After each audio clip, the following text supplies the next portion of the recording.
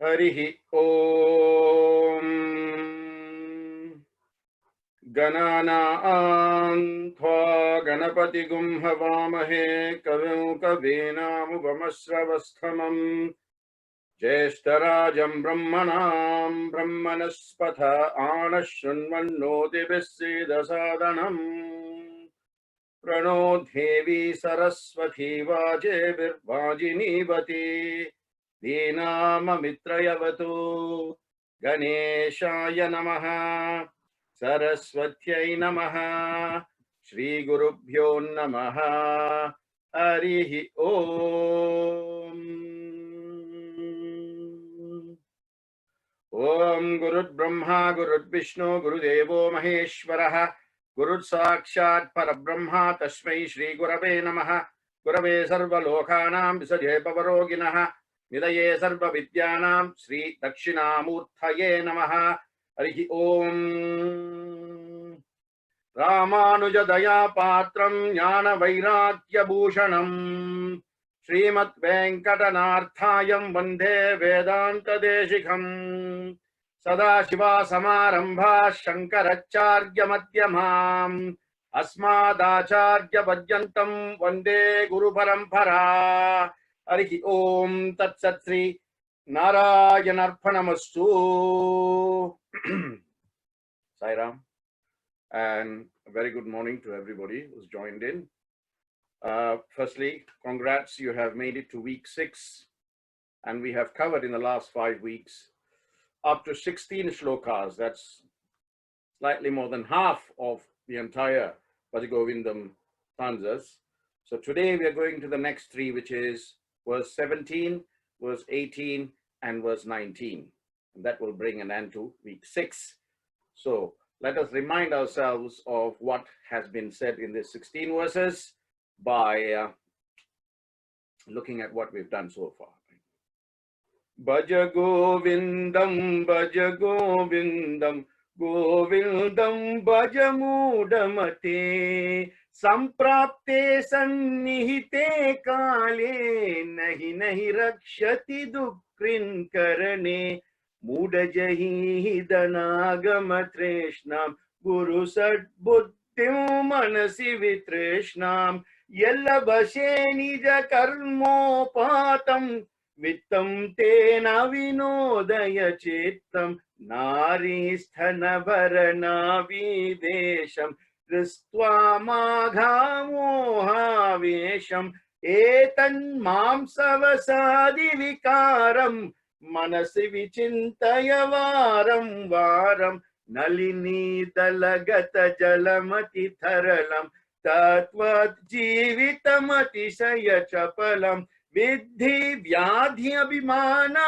Grastham, Lokam Shokam Hatam Cha Samastham, Yavat Vitho Parjana Sakta, Stavan Nija Parivaro Rakta, Paschat Jivati Jarjara Dehe, Vartam Kopina Prajati Gehe, Yavat Pavano Nivasati Dehe, Tavat Prachati Kushalam Gehe, Gatavati Vayau Deha Paye, Bharya Bipyati Tasmin Kaye, Balastavat Krida Saktha, Tarunastavat Taruni Saktha, Vridhastavat Chinta Saktha, Parame Brahmane Kopi na Saktha, Kate Kanta Kaste Putra, Samsaro Yamativa Vichitra,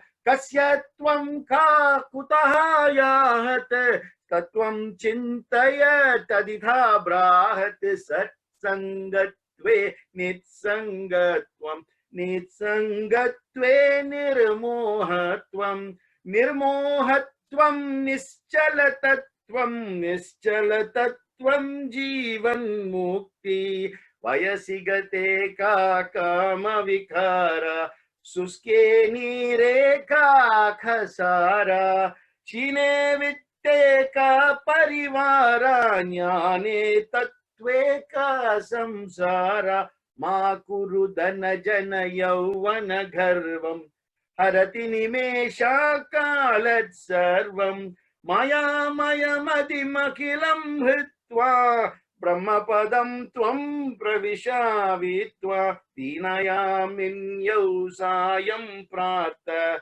Sisiravasantau punarayatha Kalat क्रीडति गच्छत्यायु तदपि न मुञ्चति आशावायु काते कान्तातनगत चिन्ता वतुला किं तव नास्ति नियन्ता द्विजति सज्जन संगतिरेका भवति भवर्नवतरणे नौका जतिलो मुण्डी लुञ्चित केशा काशायाम्बर बहुकृतवेश पश्यानापि च न पश्याति मुदो हृदयनिमित्तं बहुकृतवेश अङ्गं गलितं पलितं मुण्डं दशनाविहीनं जातं तुण्डं वृद्धो याति घृत्वा दण्डं तदपि न मुञ्चति आशापिण्डम् अग्रे वाणी पृष्ठे भानु रात्रौ चुबुकसमप्यथजानु करतलवीक्षस्तरुतलवासा तदपि न मुञ्चत्याशा पाशा भज गोविन्दम्. O fool, move away from your attachment to the materialistic possessions, to the materialistic obsessions. Move away and seek that one true reality, which is Govinda, so that when the appointed time of death comes, all the other things will not help you, will not save you, will not redeem you, but who you have become in the course of this Janma Samsara, that's what will save you. So, in verse 17, Shankara tells us the inner value of truth. And to realize the truth, to have that quality of discrimination, he says, Kurute Ganga Sagara Gamanam, Vratha Paripalana Matavadanam, Jnana Vihina Sarvamatena, Muktim na Bhajati Janmashatena.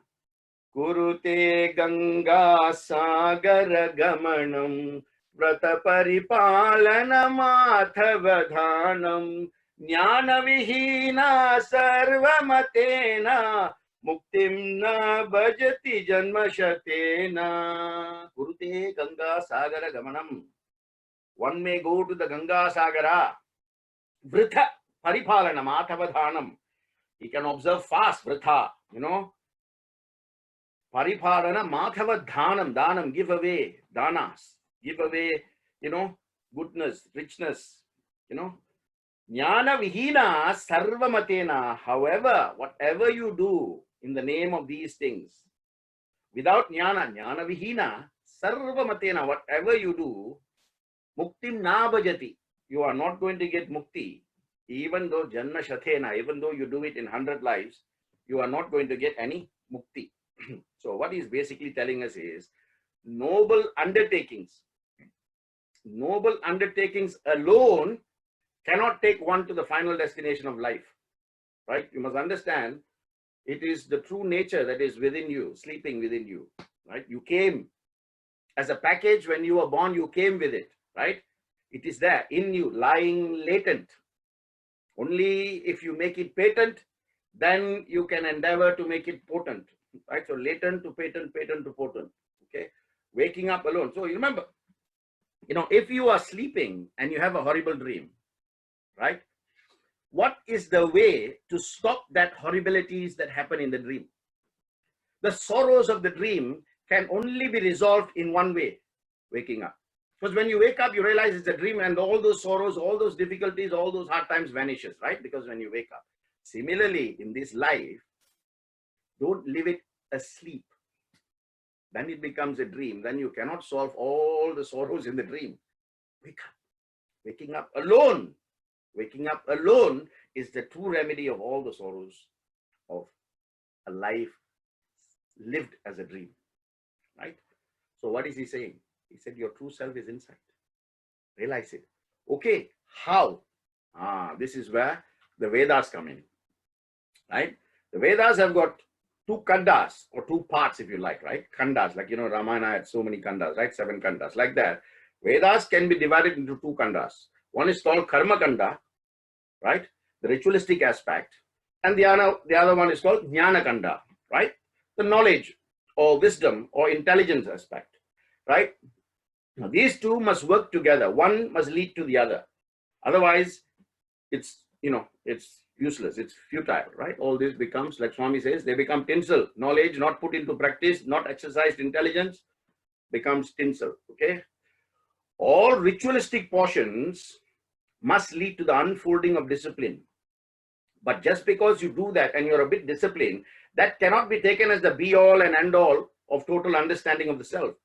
When rituals are not backed up, are not substantiated with the requisite understanding and knowledge so that that can be put into practice, then everything is futile, right? So there is a essential practice which must lead to the secondary practice, right? The essential practice is the karma kanda, all those rituals, but that must take you to a higher level of the secondary practice, which is the discipline, faith, patience, and detachment to start practicing it. That is what true knowledge is, and that is how you build up your wisdom, right? For example, if, for those of you who've attended my pujas and, all the havans I perform, I spend more time in explaining, what is the purpose of whatever is it that I'm doing that people can see. What is the purpose and what is the benefit, so that you are not just stuck at the ritualistic element, so that you grow into the intelligence bit. And once you grasp that intelligence bit, you can drop the ritualistic bit. Same thing, right? In the Sai organization, we have several wings, okay? How many of you are still stuck? I mean, this is a question, self-audit, right? Self-reflection, okay? Introvertedness. How many of you are still stuck at the bhajan level? Even if you're stuck at the bhajan level, I told you, I don't know, last week or the week before, right? Bhajana, janana, manana, tarana. At which level are you, right?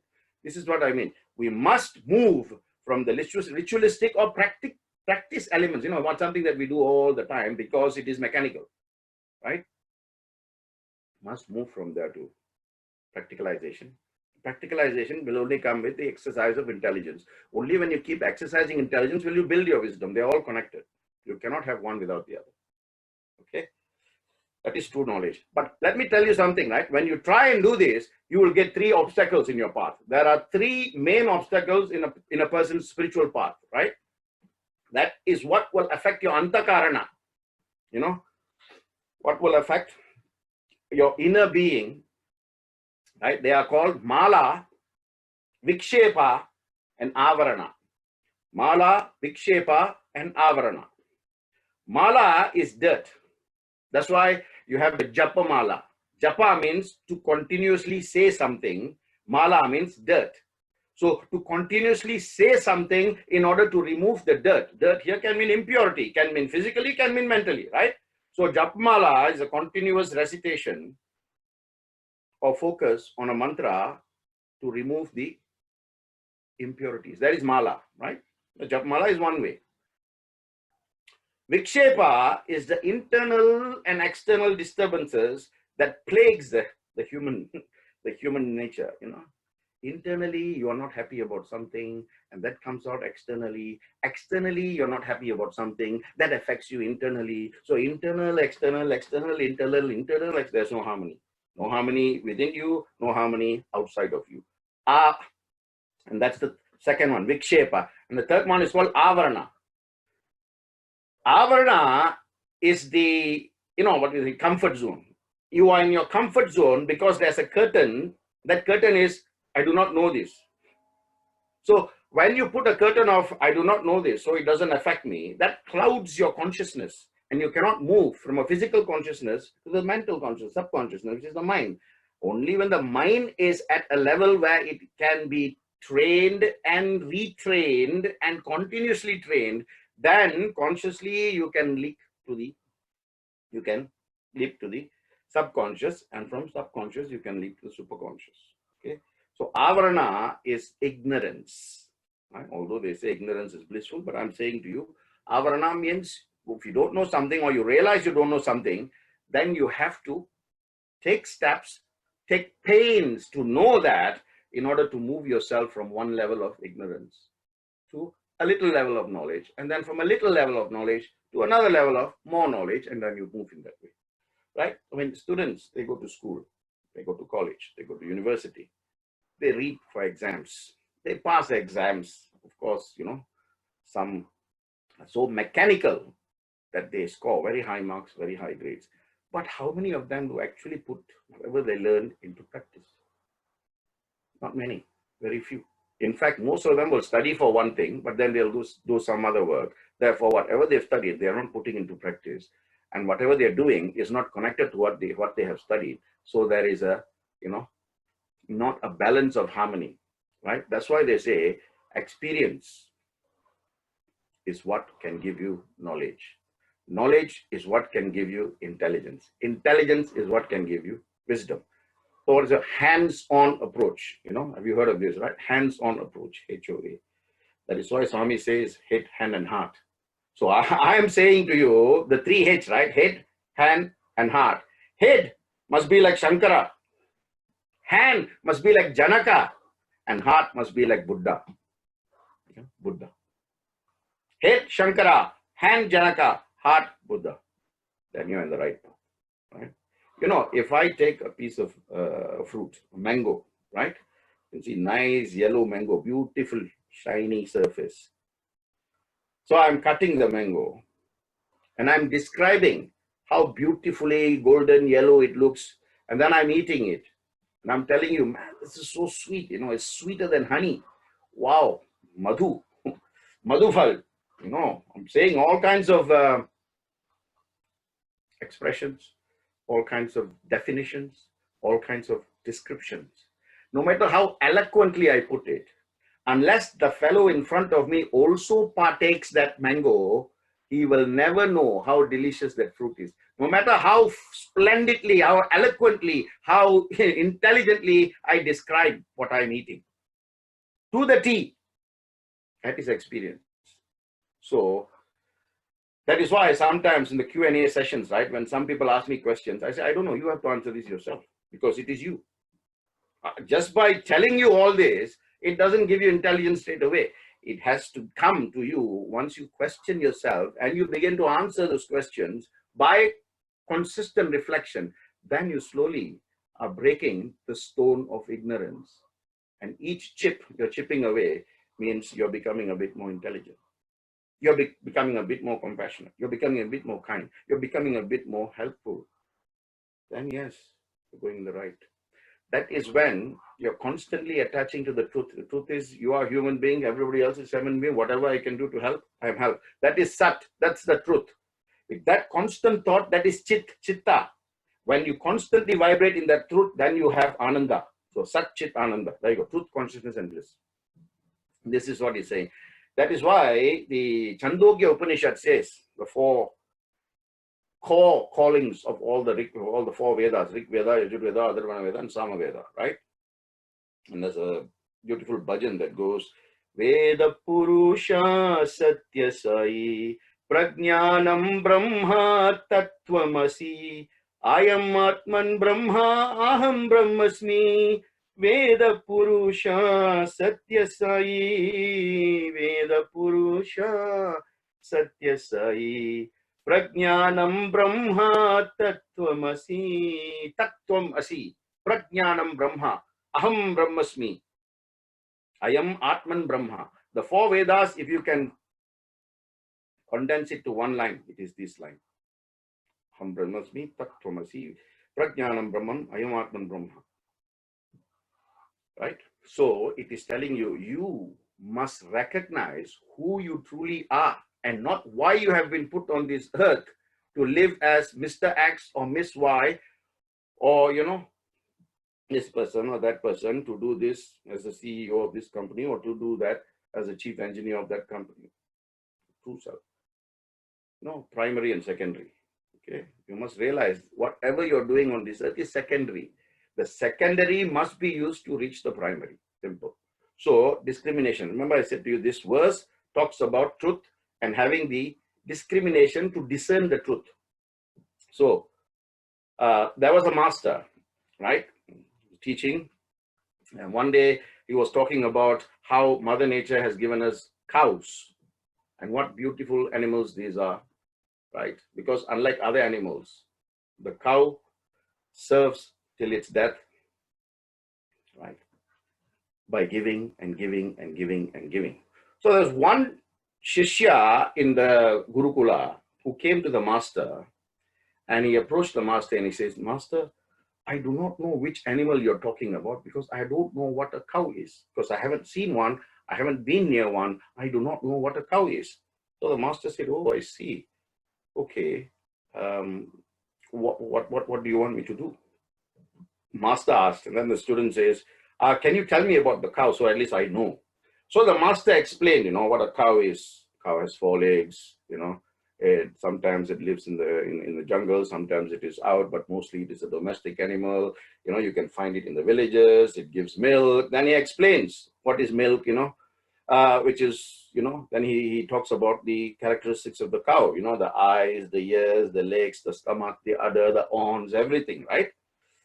Then he said, if you really want to see this, you go to the village 5 miles down and you will see the cows there, right? Now, so 2 days or 3 days later, this person goes to the village. But what happens was all the cows in the village had gone for grazing. And this fellow came in the middle of the day, they were not there. So he went to the middle of the town and there was a statue of a cow, right? Which was, beside the cow, there was a statue of the local politician, and they were painting that statue, with limestone paint and all of that. So the person who was painting had a bucket, the limestone paint, he was painting, and then he went for his lunch, leaving the pail there. So this student went to the cow and he says, yes, master, describe this animal. Yes, look at the horns, look at the legs, look at the stomach, look at the udder. And this bucket, which had all the limestone paint in there, was right below the udder. I mean, the place was limited, so the painter had left it there.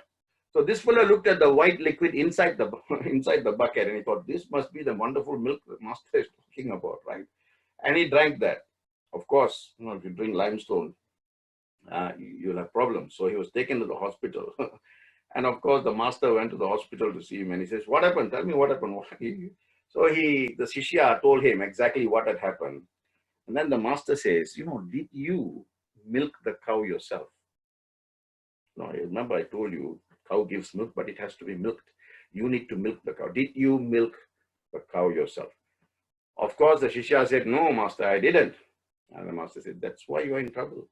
If you rely on what others say and what others do, you will not get the truth, and it is only the truth that will liberate you, the wise master said. You have to go through that experience, then only you know. Otherwise, you never know. Even though you know the information, you don't know it as well as you would if you had the experience. So what is the learning? The learning there is one has to experience, not merely learn mechanically and follow others blindly. You have to use your buddhi in order to develop your siddhi, right? So experience, as most of you know, is the best teacher that you have, right? You gain a variety of siddhis or powers or insights once you start practicing, right? But you cannot gain liberation unless you gain the knowledge of the self, which once liberated takes you there. That's why Shankara in this way says, jnana vihina, without jnana, without, if you are devoid of knowledge, nothing can give you that liberation. Merely by continuing to do spiritual practices, whatever it is, singing bhajans, praying and all that. Even if you do it, janma shathena, that means 100 lives, even if you continue to do it, it's not going to help you. What did Vivekananda say? Vivekananda said, all human knowledge proceeds out of experience. We cannot know anything except and only by experience. Same thing. The great Ramana Maharishi, what did he say? He said, wanting to reform the world without first discovering one's true self is like trying to cover the whole world with leather simply because you want to avoid the pain of walking on stones and thorns and whatever. Isn't it much easier for you to wear shoes? So he says, seek to correct yourself. Buddha said, be still. And in that stillness, you will discover your true self. when Buddha said that, be still, in that stillness you will discover your true self, one of his, Shishyas asked him, how, Bhagavan? He says, you have ego, kill it. You have love, value it. You have smile, keep it all the time. You have gossip, ignore it. You have success, achieve it. You have jealousy, avoid it. Distance yourself from it. You have knowledge, grow it. Acquire it and grow it. You have confidence, trust it. Then you will be still. Oh, wonderful, wonderful sayings, all this, So the trick, therefore, in this stanza, verse 17, is to master yourself, to know your true self. So let me finish this verse with the story of Mahakavi Kalidas. Kalidasa, or Mahakavi Kalidas, the great poet Kalidas, was a superb devotee, a great devotee of Mother Shakti, Devi, right? So he goes around and he just sings and he comes up with all these poems, This is Vandanam, one of the 9 paths in Navavida Bhakti is Vandanam, by singing obeisances and giving credence. Okay, so he was a great devotee of Mother Shakti. And in one of his many travels, one day he came to this village and he was quite thirsty and he chanced upon a well. Near the well, he saw there was a lady, she was drawing water from the well. So he went up to her and he says, Amma, can you give me some water, right? She says, I'll give you, but tell me first who you are. So he, Kalidas, he's thinking, what is there for me to tell her who I am? I'm not going to waste my time telling this village woman who I am. And he just said, oh, I'm a traveler. The lady looks at him and he says, there are only 2 types of travelers, the sun and the moon. They rise and they set daily. They are the perpetual travelers. So Kalidas was taken slightly aback. He says, oh, okay, well, I'm a guest. He says then, I'm a guest. And the lady looks at him and she says, well, there are only 2 guests in the whole world. One is youth, the other is wealth. They are both temporary, and that is why they are guests. They'll come and go. Kalidas was, he says, okay, in that case, I'm a tolerant person. I have the quality of Sahinshil Vyakti, tolerant person. The woman silent for a minute and then she says, there are only 2 types that know tolerance. One is Bhumi Devi, the other is Prakriti, nature. No matter how much they are abused, they remain tolerant and they give the same. So now Kalidas was a bit perplexed. He says, okay, in that case, I'm a stubborn person. Lady again with a smile on her face, there are only 2 people or 2 things which are really stubborn. One is your nails, the other is your hair. No matter how much you cut, they will continue to grow. They are stubborn. Now Kalidas is angry, right? In a rage, he says, I am a fool. The lady smiles and she says, even so, there are only 2 types of fools. One is a king who rules his kingdom without knowledge or capability. And the other is a minister who is a sycophant. I'm sure you know what a sycophant, right? Sycophant, it doesn't care what happens. He just sings praises to the most useless of people. So there are 2 types of fools. A king who has no knowledge or capability, and a minister who sings praises of him. So at this, Kalidasa knew this is not an ordinary woman. She is testing me and she's trying to tell me something. He automatically fell at this lady's feet. When he touched the feet, she transformed into Mother Saraswati. So automatically he praised her. He said, Vande, Devi Saraswati. And she said, Kalidasa, you are a very, very, very wise person. However, only when you realize your true self, only when you realize your true essence, then you become a fit human to reach me. This was but a test to show you who you really and truly are. What a wonderful antidote. So that is 17. Yes, then he takes us nicely into 18. Remember I said, it's the same thing with the Dwadasa Manjalika Stotram, the Chaturdasa Manjalika Stotram. It's also a continuously weaved, beautiful garland of flowers. 14 to verse 18. Suramandira taru Mulanivasa Sayyabhutala Majinam Vasa Sarva Parigraha Bhogatyaga Kasya Sukham Na Karoti Viraga Suramandira Tarumula Nivasa Sayyabhutalam Ajinam Vasa Sarva Parigraha Bhogatyaga Kasya Sukham Na Karoti Viraga.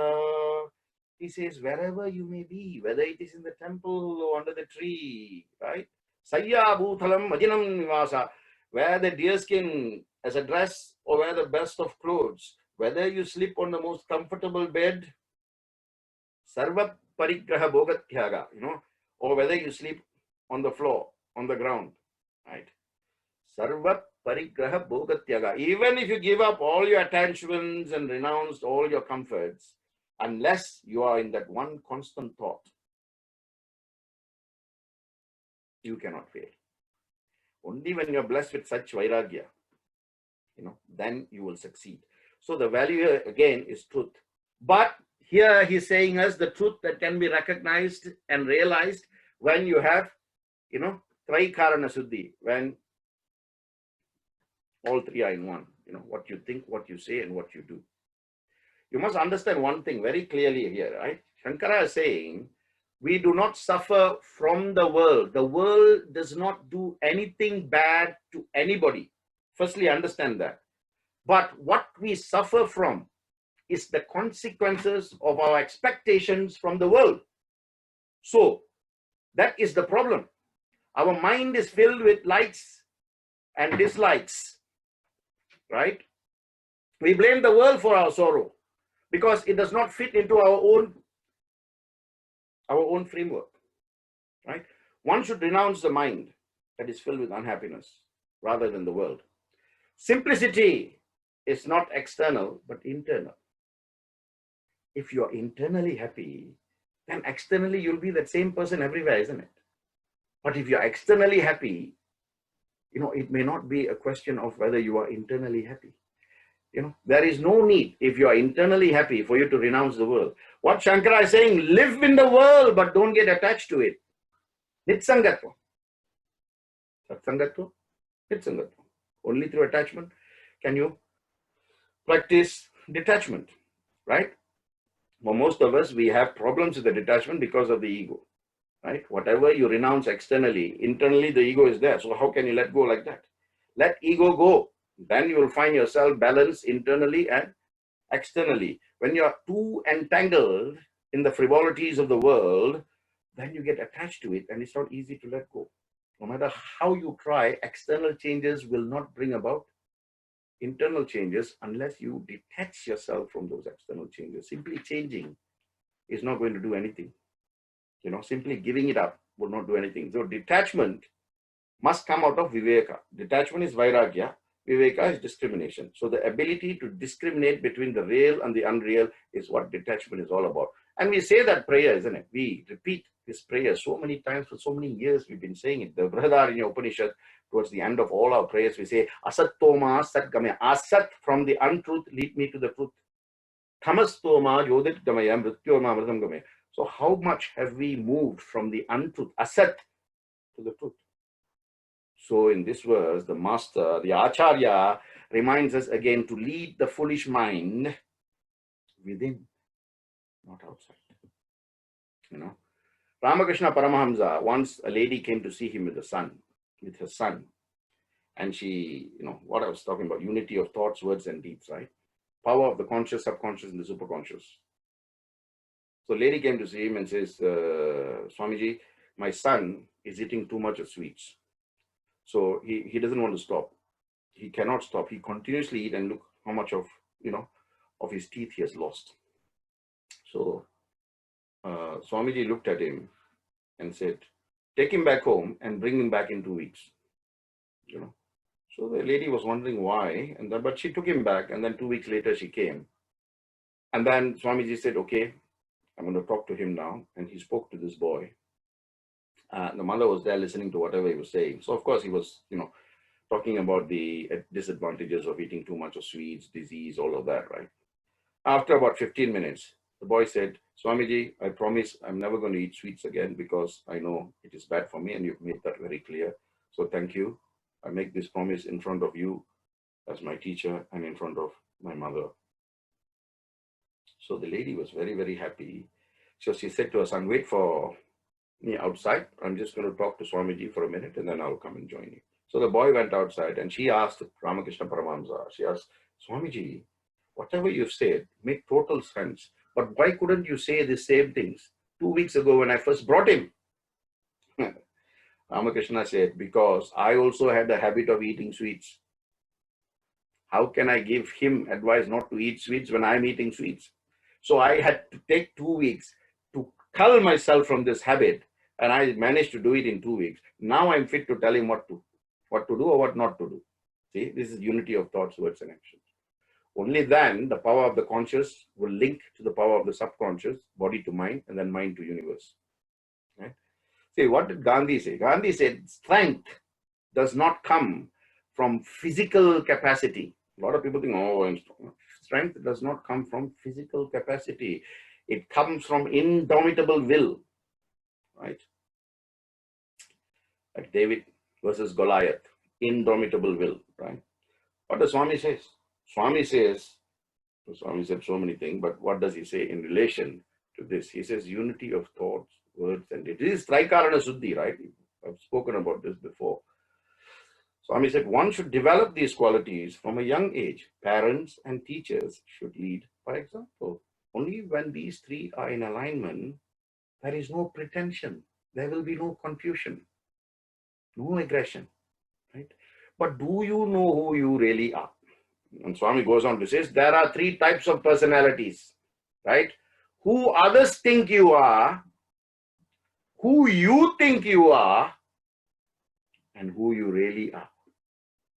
Again, through reflection, audit, and introvertedness. Who others think you are, who you think you are, and who you really are. See, what others think of you is absolutely useless. No, it doesn't do you one good. Any fellow can come and sing sky-high praises, sycophant.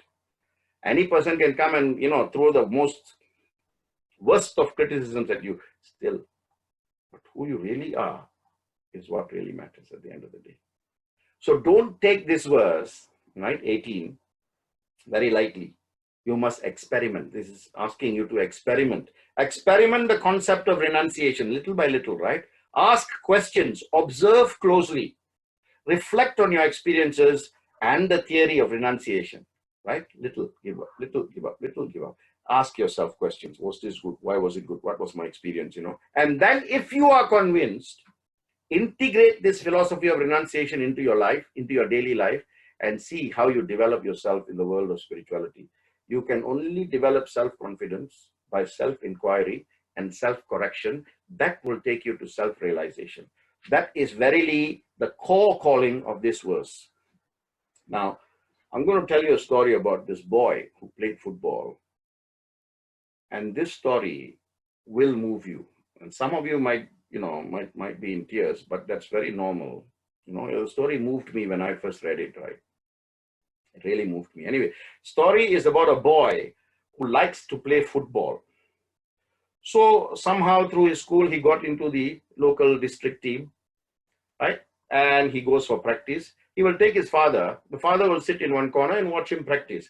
But the coach thought he was not a good player and always keeps him as reserve. Puts him for 5 minutes and then put him back in reserve. Put him for 5 minutes and put him back for reserve. So every time he comes for practice, father will come, father will sit in the corner and watch, and the boy will play.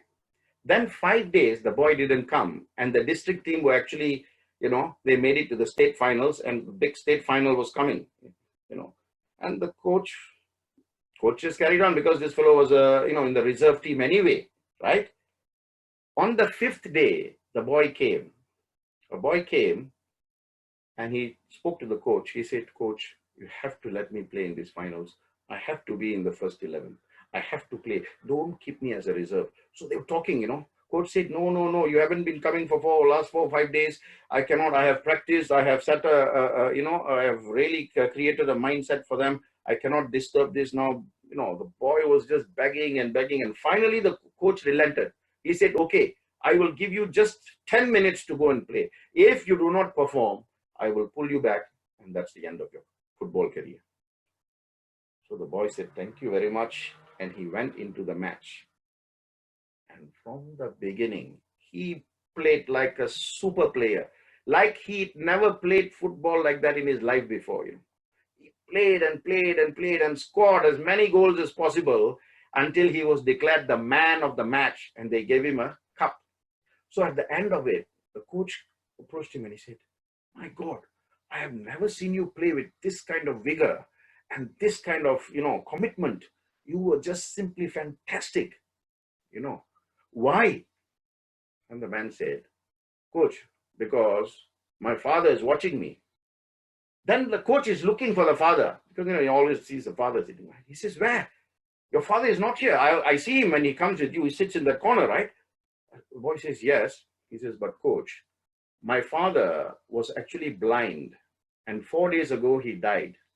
Right? So we finished all the ceremonies yesterday. Today I came and played the way I played because for the first time in my life, my father was actually watching me play from up above. My father was actually watching me play from up above. And it is the one chance that I have to show him. And I did. So what is the lesson there for us? What is the learning there for us? When we take any task on with that degree of self-confidence and faith, we are definitely reaching the pinnacle of victory on our side. The pinnacle with victory on our side. Let us therefore resolve that whatever we do, like George Bernard Shaw said, right? Whatever is worth doing is worth doing well. There's no shortcut. I mean, there is nothing to say that you will have a smooth life. There will be no difficulties to encounter, But if you have a higher inspiration in life, that's why I say put God as a witness. And when he is witnessing, why do you worry? Good or bad, he decides, isn't it? Just perform your actions. What did Krishna say to Arjuna? He says, do your actions. You don't worry about whether it's good or bad in terms of karma, right? Just do it and leave the fruits to me. Then you will see what we're talking about. Yes, I understand that, Brother Vignesh. The question is how to be happy when in life you face so many problems and issues. You see, happiness, right? See, if the denominator is a zero, right? If the denominator is at zero, i.e. in a state of dispassion, we experience maximum happiness because the dispassion gives you happiness. Such an individual alone is independent in the world. That's why the last line is saying, Sarva Bhoga Tyaga. When you can sacrifice all these things, then you're happy because that is your experience. Denominator is at zero. When you move the denominator to 1, 2, 3, 4, this is little bit that I want, little bit that I want, little bit that I want. So from zero, it's now moving, right? So let me give you a formula. The formula is happiness. Happiness equals, right, what I call NDF divided by NDE. H equals NDF divided by NDE. H is happiness. What is NDF? Number of desires fulfilled. NDF. What is NDE? Number of desires entertained. So you fulfill 5, you still got 15 there. That will tell you how happy you're going to be. Okay, you fulfill the other 15, another 20 comes up. So happiness is constant. Always the number of desires fulfilled over number of desires you're entertaining. So seek only to do the right thing in the right place, the right time, for the right reason, to the right people. Remember, you grow attached to different things throughout your life. That is one thing that is permanent. You will be attached to something or other. Remember, verse 7, Balastavat, Krida Sakta, Tarunastavat, Taruni Sakta, Vriddhastavat, Chinta Sakta, Parame, Brahmane, Kopina Sakta. You think, oh, in my whole life, in my whole time.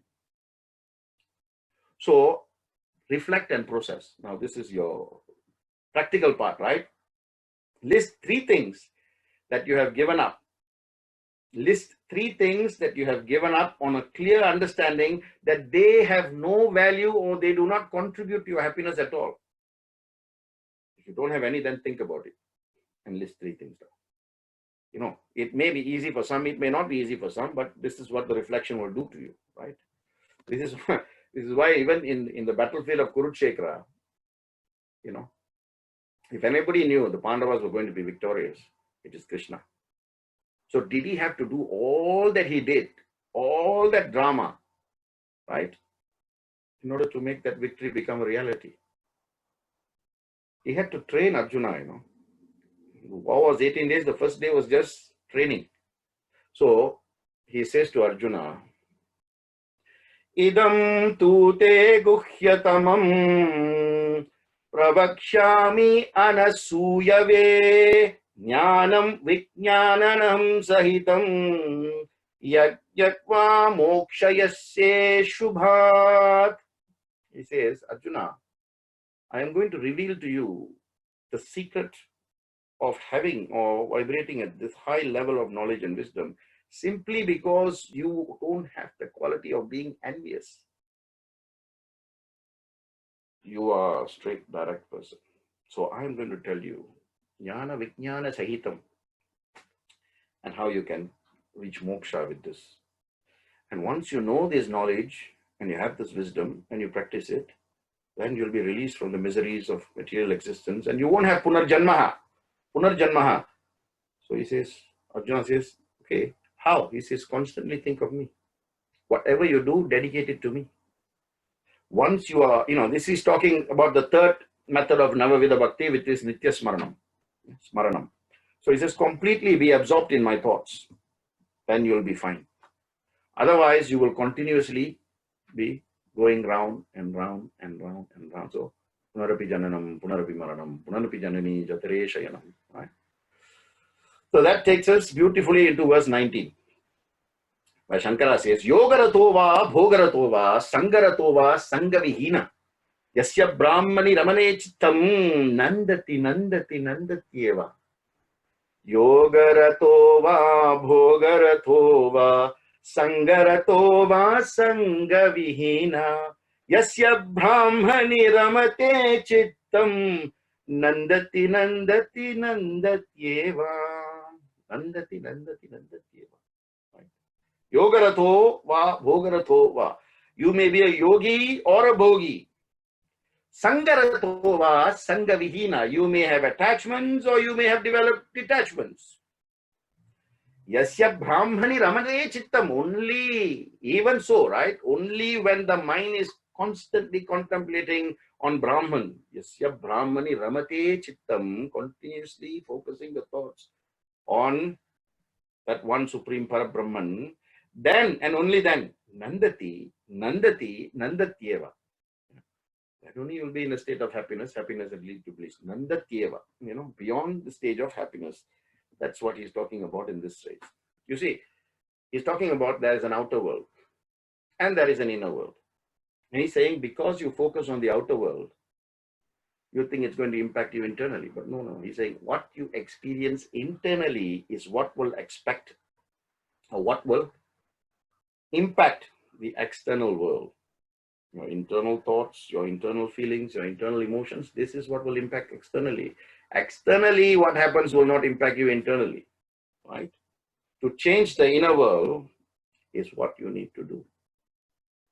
See, you can tell people, oh, I'm a peaceful man. I'm a happy man. That's external. But only you know within whether you are at peace and whether you're happy. And if you are at peace, then nothing should change the way you are, who you are, you know. Nothing should change it. You have that quality of mandahasa, like Rama, you know, always, you know, in a state of equanimity. Nothing changes him. You know, when he was young, his father said, go and follow Vishwamitra into the jungles. Same thing, right? When he came back after that, father said, you are going to become the king. Same expression. After what happened with Kaikeyi and all, father said, go to the jungle for 14 years, Vanavasa. Same expression. So throughout, you know, this is the quality of being at peace with yourself, your inner peace, right? Therefore, you should have a strong inner conviction, because unless you have that inner conviction, the outer circumstances is not going to do much. So how do we do that? Outer circumstances, you should be developing it from a very young age. That is why all those children who go to SSE, part of Balvikas, they are so gifted. They are so lucky because, you know, the teachers together with the parents are inculcating the right values and faith throughout them. This is the inner engineering that is going on. The inner engineering will produce good human beings at the end of the day, right? So you must develop this clarity of mind, this, you know, constant attachment to the truth, that one truth that never changes. Ekam Sat, one truth, right? And realize the inner strength, because only when you have the strength of the mind, then realizing the ultimate becomes easy. Only when you have the strength of the mind, realizing the ultimate becomes easy. What did Vivekananda say? He said, inner strength lets us control and overcome mental and emotional reactions. In turn, we are then able to realize our full potential, right? So mind, training the mind to be constantly at one level. Now, there's the story of sage Vishwamitra. And I've said this story in many of my speeches, but it's worth repeating it because the lesson is fantastic, right? So Vishwamitra was walking with one of his disciples, and they came to a river, and the river was not very deep. It was like waist deep. But beside the river, they saw this lady who only had one leg. And obviously, when Vishwamitra saw, he knew that, you know, she couldn't cross it on her own. She was just waiting for someone to come and help her. So he went to her and he asked her, are you waiting for someone to take you across the river? She said, yes, because I have one leg and I won't be able to cross the road, cross the river on my own. So Vishwamitra carried her, put her on his shoulder, and he crossed that river. And of course, his disciple followed him, right? Shishya followed him. Once on the other side, he put her down and say, you know, Subhamastu, and he went on, carried on, right? Guru said, may you enjoy good luck, and then he carried on. But this disciple, look at his state of mind. See, Guru's state of mind and the Shishya's state of mind, right? After some time, the Shishya couldn't take it. And he said, Guruji, I have something to ask you. It's been troubling me since the river. So Vishwamitra said, what is it? Speak your mind. I can see you're physically disturbed, and your physical disturbance is showing you're not at peace in your mind. See, externally cannot impact you internally. So he says, what is the problem? He says, Guruji, Gurudeva, we are brahmacharis. We have taken the oath of sannyasa. Yet how could you touch and carry that woman and put her on your shoulder? I cannot take this. I cannot accept it. So the Guru said with a smile, my dear Shishya, what I did to help that woman who was incapacitated to cross the river. But the moment we crossed the river, I have left her there. So I am not physically attached, nor am I mentally attached. But you, however, you are still carrying her physically and in your mind. So first get rid of that. How many of us think like the Shishya? And how many of us think like Vishwamitra? That's why he's saying in verse 19, the great Acharya is saying, Nandati, Nandati, Nandatyeva. He said this 3 times because if we seek happiness through the 3 things in our, 3 things will help us move from a state of unhappiness to happiness. That is mind, body, and intellect. Right? Mind, body, and intellect. Remember last week I gave you MBA, mind, body alignment, right? This week, how to get that alignment? You put the I in. Mind, body, intellect. A realized soul zeroes in on the Atman, in and through the transactions of the body, the mind, and the intellect. A realized soul zeroes in on the Atman, in and through the transactions of the BMI, body, mind, intellect, right? If, for example, if 0 is creation and 1 is the creator, right? You just look at how putting some things in specific places can change the entire dynamics of what it's meant to, transact. So if 0 is creation and is placed after the integer 1, the creator, right? It gains value, isn't it? You put the 0 After 1, it becomes 10. Superb value. But if you move it before the 0, right? 0 being creation and 1 being creator. If you move that 0 before the 1, then both the 0 and the 1 lose their value. Mind is like that. Where you put it matters what you become, how you discern your true value, right? So this verse 19 tells us 2 things, right? To evolve spiritually, and I think that is the main aim of this, right? To evolve spiritually, all you have to do is shift your thought to the Atman. It does not matter what you do, but the thought must shift first. And then once in that constant realization of that one thing, the state of realization, you can do anything. It will not take away from the exalted state that you have gained access in. It will not take anything away because you are vibrating at that level of happiness. Nandati, nandati, nandati. That's the difference between a self-realized person and normal person. So the extent of dependence on the external world. That's the joy.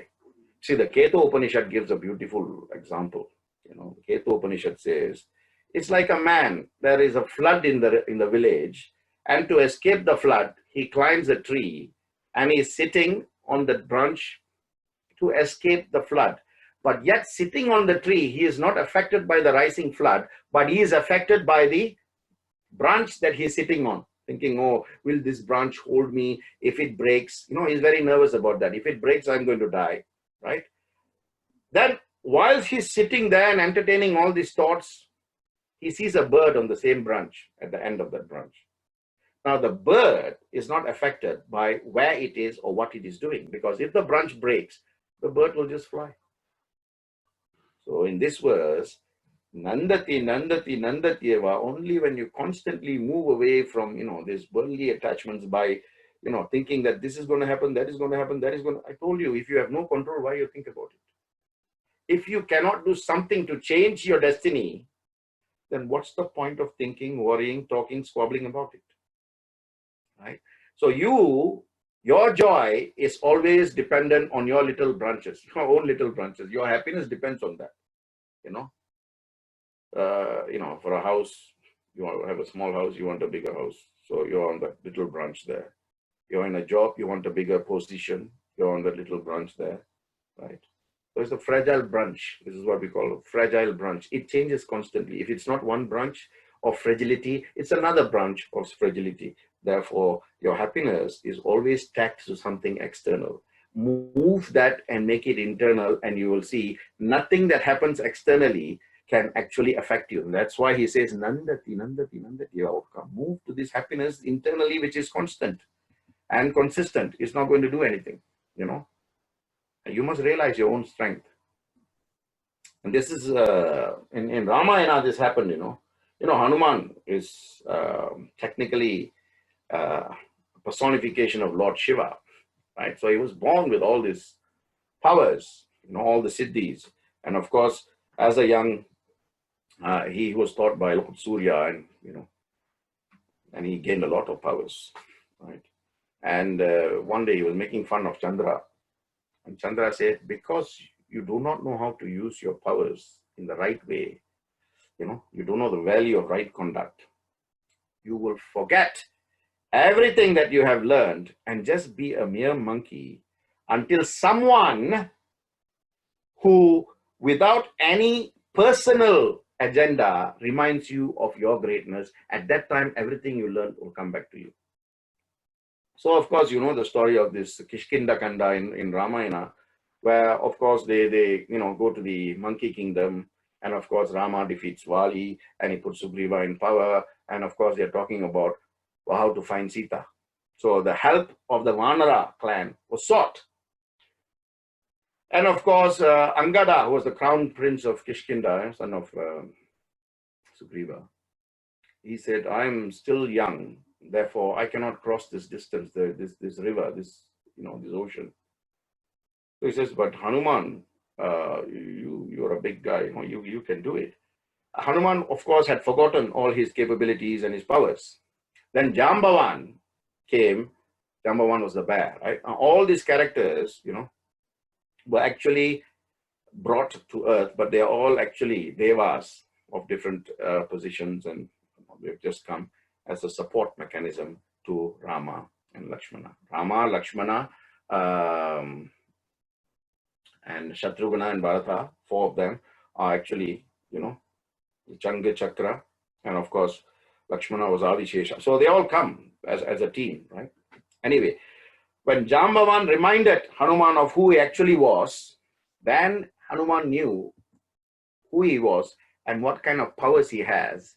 And once he realized the potential, just fly over wasn't a problem for him, right? He set out the ocean. He flew across the ocean single-handedly, overcame all the obstacles in his journey, right? He was plagued with so many tests. The keeper of the ocean, Lankini, came, and then the keeper of the gate. All this came and stopped him, and of course he defeated all of them. And what a role he played in terms of assisting Rama to win the war, right? So he stands for pure devotion, complete surrender and all that. So total personification of bhakti, right? So what he's saying is, even as a monkey, he can become a great deva, from Manusha to Purusha. So being born as a human being, you have that gift of being able to control your mind. But it's difficult, isn't it? How do you control the mind to always reflect on divinity in the same way Hanuman was only thinking of Rama in everything he did? Sarvam Ramarpanam, Sarvam Ramarpanam, Sarvam. Hanuman was a slave to the 2 syllables, Rama. When he heard that, he is a slave. He just stops dead on it in his tracks, and he just listens to Rama, Rama, Rama. So this is Namasmaranam. But anyway, how do we get that same mindset as Hanuman? So we go back to what Krishna said to Arjuna. He said, only one who controls and practices detachment can control the mind. He says, Arjuna, I know it is difficult to control the mind, but by practice and by detachment and by consistent and constant practice, it can definitely be controlled. Abhyasena tu kauntaya vairagyana cha grayate. He says only through detachment you can control it. Hence, he assures Arjuna through 2 things, vairagya and abhyasa. Vairagya means detachment, and abhyasa means practice. So constant abhyasa of vairagya will move you from one state of attachment to a state of detachment. It's endeavor. Practice is the key that opens the road to becoming a master of excellence. Hence what Swami says, isn't it? Master your mind, become a master. If you start typing, right? You may think I'm not a typist, but if you keep doing it, at some point you become very good at it. When we first moved, right, in my 32 years of teaching and professing law in all these different places, we started with there was no computers. Go back 30 years ago. There may have been, but it was not used as a teaching resource. So we used OHPs. We used whiteboards, and then we moved slowly. When computers were issued, everything written manually had to move to automation. So I had to learn typing. So I was typing with like this, Now I can type. Why? Because, 20 years of practice. Sometimes I'm looking somewhere, but I can still tap the thing because you are so used to it. Practice makes perfect, right? This proficiency comes only through practice. When you constantly think. Remember I said to you last week, when you think of something that is not good, think of a higher ideal. So move this one away, think of that. If that becomes no good, move that and think of a higher ideal. Keep replacing your thoughts constantly, consistently. That is proficiency in practice. And practice makes you more proficient. And that experience makes you, gain this abhyasa through vairagya or detachment. So that brings us to the end of verse 19. So we looked at 17, 18, 19. So they're all connected, That's why I chose 3, 3, 3, 3, because the 3, you can see the connection much easily than if you did 5 or 6.